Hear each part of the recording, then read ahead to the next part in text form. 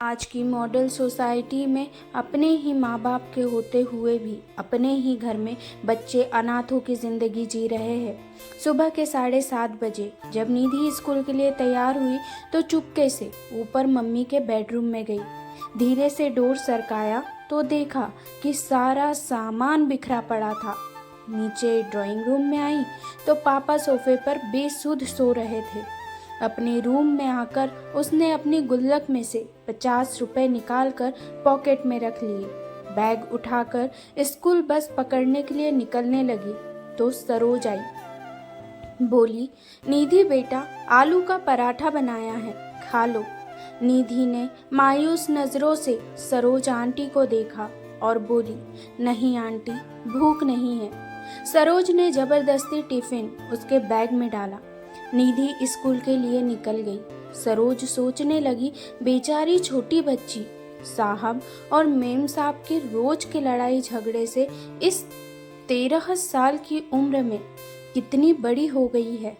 सरोज पिछले 10 सालों से नेहा और नरेश के यहाँ काम करती रही है। दोनों मल्टीनेशनल कंपनी में ऊंचे पदों पर कार्यरत है। निधि उनकी इकलौती बेटी है। किसी भी चीज़ की कोई कमी नहीं है, पर हर समय दोनों एक दूसरे से लड़ते रहते हैं।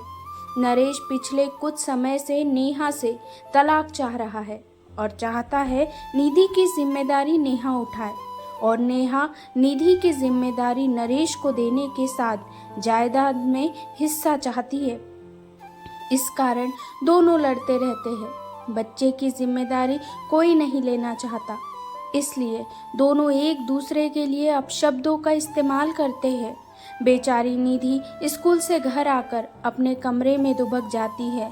केवल सरोज आंटी से ही बात करती है। रोज की तरह नेहा और नरेश ने नाश्ता अपने अपने कमरे में किया और ऑफिस के लिए निकल गए। करीब 12 बजे स्कूल से कॉल आया कि जल्दी हॉस्पिटल पहुंचो, निधि को चोट आई है। हॉस्पिटल पहुंचकर पता चला कि निधि ऊपर से सीढ़ियों से गिर गई है। आईसीयू में रखा गया था। ऑपरेशन की तैयारी हो रही थी। सिर में बहुत गहरी चोट आई थी। ऑपरेशन शुरू हुआ, पर जिंदगी मौत से हार गई। नेहा और नरेश स्तब्ध रह गए। उन्हें ऐसा झटका लगा था कि अपनी सुध-बुध ही खो बैठे थे। निधि की दादी भी आ गई थी। बेटा बहू को देखकर उन्होंने नफरत से मुंह फेर लिया। पूछताछ हुई। टीचर स्टूडेंट सभी के बयान लिए गए।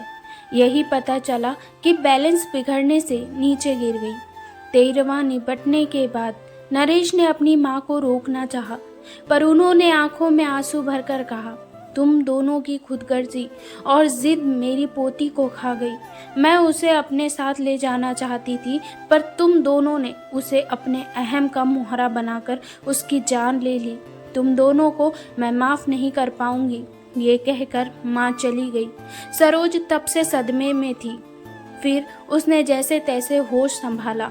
नरेश और नेहा से कहा, मेम साहब, मैं अब यहाँ नहीं रह पाऊंगी। इस घर की दीवारें मेरी निधि की सिसकियों से भरी है। उसे मैंने कभी अपनी गोद में तो कभी छिपकर रोते हुए देखा है। कभी तो मेरा मन किया कि उसे लेकर भाग जाऊं, पर मैं डरपोक थी और ऐसा नहीं कर सकी। अगर चली जाती तो शायद आज वो जिंदा होती। नरेश और नेहा के पास अब शब्द कहने के लिए कुछ नहीं था। जैसे तैसे दिन बीत रहे थे।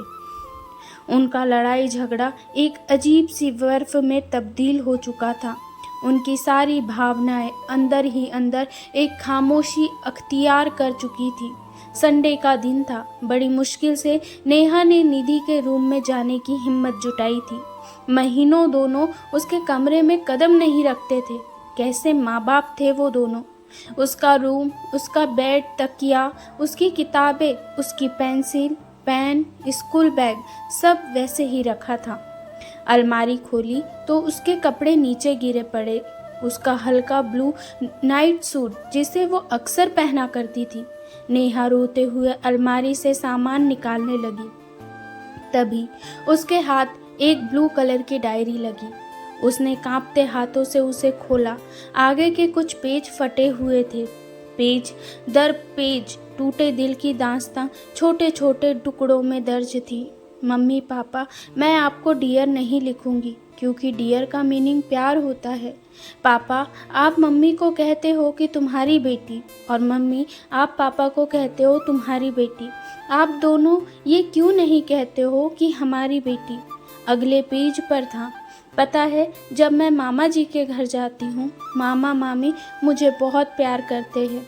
मामी अनु को जब प्यार से मेरा बच्चा कहती है तो मुझे लगता है कि क्या मैं प्यारी बच्ची नहीं हूँ? मम्मा, मैं तो आपका सारा कहना मानती हूँ, फिर भी आपने मुझे कभी प्यारी बच्ची नहीं कहा। अगले पेज पर था, मम्मी जब मैं बुआ के घर जाती हूँ तो बुआ मुझे बहुत प्यार करती है, पर खाना नक्श की पसंद का बनाती है। मम्मा, मुझे भी राजमा बहुत पसंद है। मैंने कहा था कि आप बनाओ, पर आपने कहा मुझे तंग मत किया करो, जो खाना है सरोज आंटी को बोला करो। पता है मम्मा, मैंने राजमा खाना छोड़ दिया है, अब मन नहीं करता। अगले पेज पर था, पापा मैं आपके साथ आइसक्रीम खाने जाना चाहती थी, पर आपने कहा आपके पास फालतू चीज़ों के लिए टाइम नहीं है। पापा, जब चीनू मासी और मौसा जी मुझे और विपुल को आइसक्रीम खाने ले जा सकते हैं तो फिर वो क्यों नहीं कहते कि ये सब फालतू चीज़ें हैं?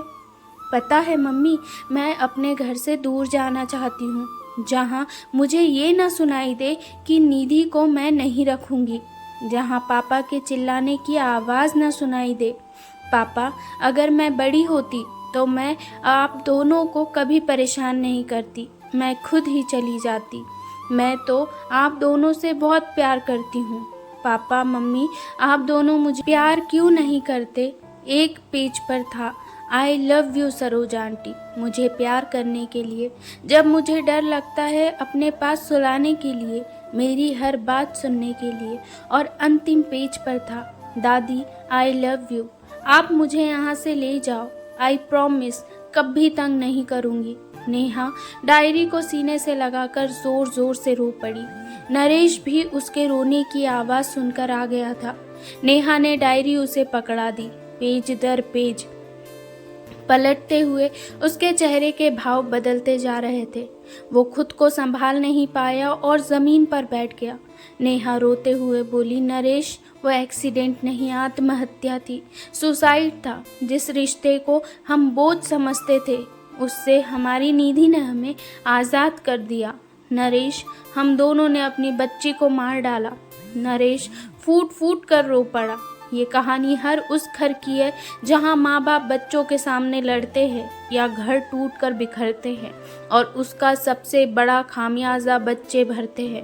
अगर आप अच्छी परवरिश नहीं दे सकते तो आपको बच्चे को जन्म देने का कोई अधिकार नहीं है। अच्छी परवरिश रुपये पैसे सुख सुविधाओं से नहीं होती। इसका मतलब ये है कि आप बच्चे की भावनात्मक ज़रूरत के समय उसके कितने करीब है। आपको ये कहानी बहुत कुछ सिखाएगी। अगर आपने कहानी पूरी सुनी है और आपको पसंद आई है तो कहानी को लाइक, वीडियो को शेयर और चैनल को सब्सक्राइब करना बिल्कुल ना भूलें। धन्यवाद।